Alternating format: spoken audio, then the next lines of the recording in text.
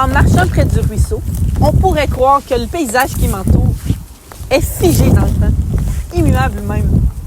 Mais ce qui semble stable aujourd'hui était auparavant un fond océanique rempli de vie, en mouvement, un terrain en constante érosion, ou même un terrain recouvert de glace.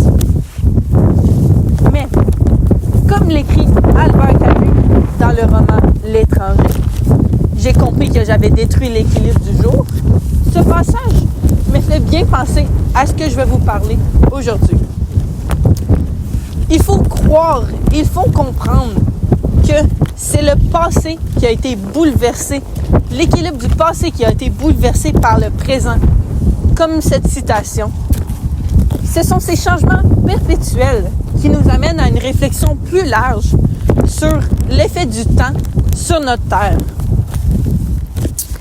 C'est en observant ces traces anciennes qui ont façonné la Terre à travers des milliers d'années que nous pouvons mieux comprendre ce qui nous entoure. Les fossiles et les minéraux, des témoins silencieux de notre passé, se retrouvent sous nos pieds en ce moment même. Passionné par l'évolution, j'ai décidé de moi-même aller explorer et trouver des témoins réels dans notre région. Ces objets, bien que souvent invisibles, sont des archives du passé de cette Terre et nous révèlent des moments cruciaux de la Terre. Je veux vous emmener à la découverte des vraies espèces que j'ai trouvées en vous montrant des fossiles réels que j'ai trouvés dans leur environnement réel.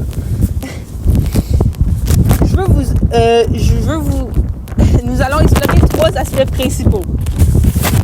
Premièrement, nous allons explorer la géologie locale et la mer de Champlain.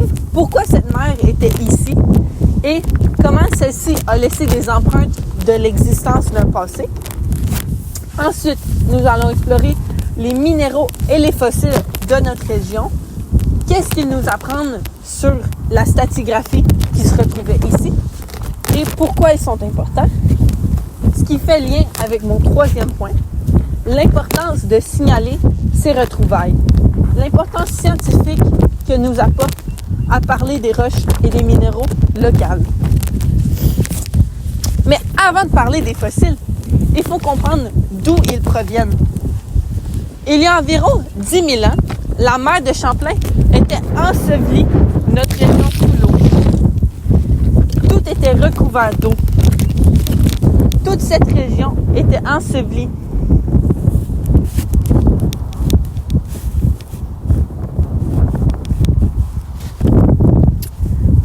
La mer de Champlain se retrouvait ici il y a environ 10 000 ans. À l'ère de la dernière période glaciaire, cette mer était remplie de vie, de crinoïdes, de bivalves, de mollusques, de coraux et de crinoïdes, qui tous vivaient dans cette mer. Cette mer recouvrait la région entière ici que l'on voit autour de nous. Mais au fil des années, au fil de milliers d'années, en fait, cette mer s'est retirée et a disparu, laissant derrière elle non seulement des empreintes de son passé, mais aussi des roches sédimentaires et des couches sédimentaires. Ces roches sédimentaires, comme je retrouve ici, sont remplies des empreintes du passé. Des fossiles, comme je l'ai dit, de coraux, de mollusques, de crinoïdes et d'autres exemples. Ce sont des témoins de cette ancienne mer. Maintenant, regardons quelques vrais exemples que j'ai trouvés ici même. En explorant cette région, j'ai trouvé plusieurs différentes sortes de minéraux et de fossiles.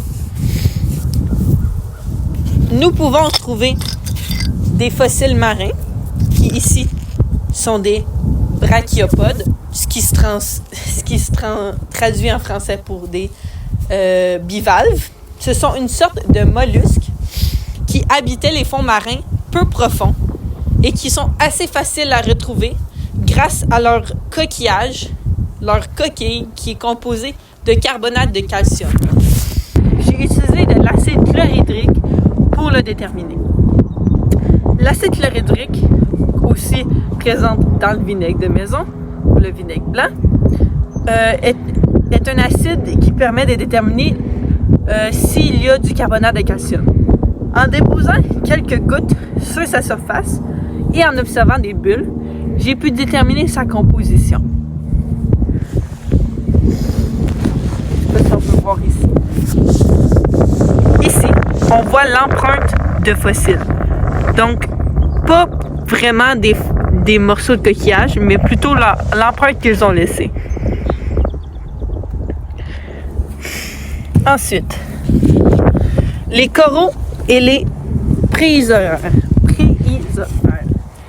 Les coraux sont beaucoup moins présents parce qu'il y a des milliers d'années, il y en avait juste moins comparativement aux coquillages et aux bivalves. Ici, on peut observer le calice qui est la tige du corail. Ce fossile aussi est composé de roches sédimentaires, donc du carbonate de calcium. Comment j'ai déterminé? Encore une fois, de l'acide chlorhydrique.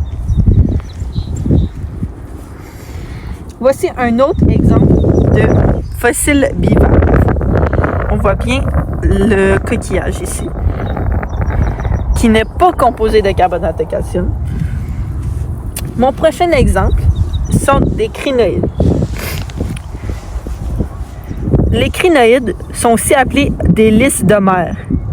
Ce sont des échinodermes marins qui datent même parfois de l'Ordovicien.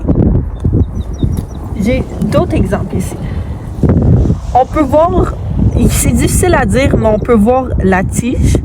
Je ne sais pas si ça va bien sur la caméra. Ou la pédoncule, qui est composée de disques calcaires. Donc, chaque ligne, ici, s'agit d'un disque calcaire. Oh, mes feuilles viennent de partir. D'autres exemples de tiges sont parfois en forme d'étoile. Là, je vais aller chercher mes feuilles.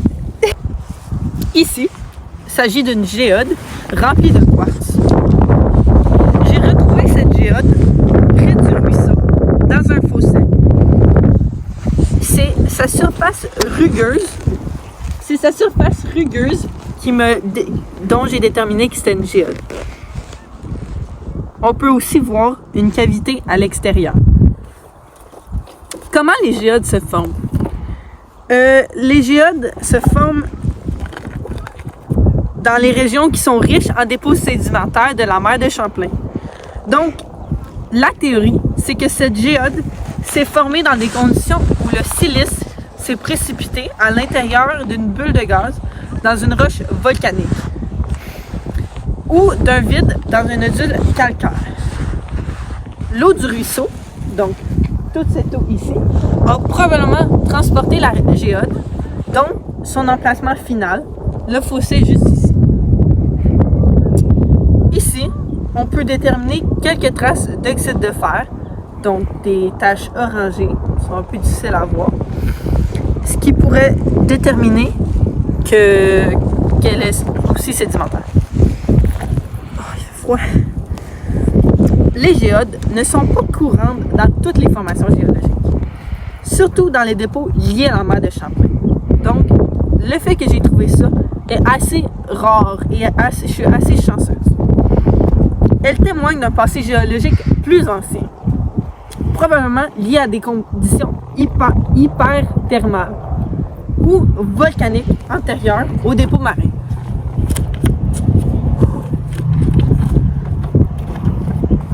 Ok, maintenant je vais vous parler d'une roche vraiment importante, ou plutôt une pierre, l'Omaroluk.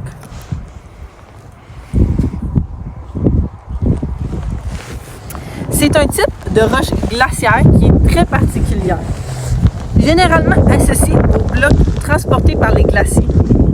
Ce sont des roches usées et polies par l'érosion glaciaire, souvent reconnaissables à leur texture et composition unique. Le nom vient du terme inuit Omaroluk,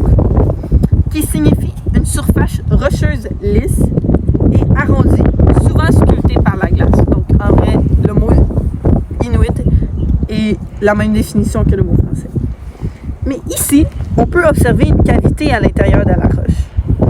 Pendant longtemps, je me suis demandé comment cette cavité se forme. En fait, c'est avec le temps et l'eau. Les parties plus fragiles de l'Omaroluk s'érodent plus rapidement, créant donc cette cavité à l'intérieur. Trouver un Omaroluk permet d'étudier les trajets glaciers de la région et de mieux comprendre leur mouvement à travers la région. Donc, cette roche ne vient pas d'ici. Elle a été en fait transportée à travers les glaciers. Vu qu'elle a été déplacée, elle n'existe pas localement, ce qui la rend unique dans le paysage. Donc, encore une fois, comme la géode, c'est une roche plutôt rare. C'est aussi une relique du Quaternaire. Quaternaire qui a un air avant le Pléistocène. C'est un vestige de l'époque où, avant la mer de Champlain, les glaciers ont fondu et c'est ça qui a donné la mer de Champlain. Donc, cette roche-là est plus vieille que toutes les autres fossiles ou minéraux que je viens de montrer, sauf la roche sédimentaire prochaine que je vais montrer. Donc oui, plus vieille que toutes les autres roches que je viens de montrer. Son rôle de contribution à la science.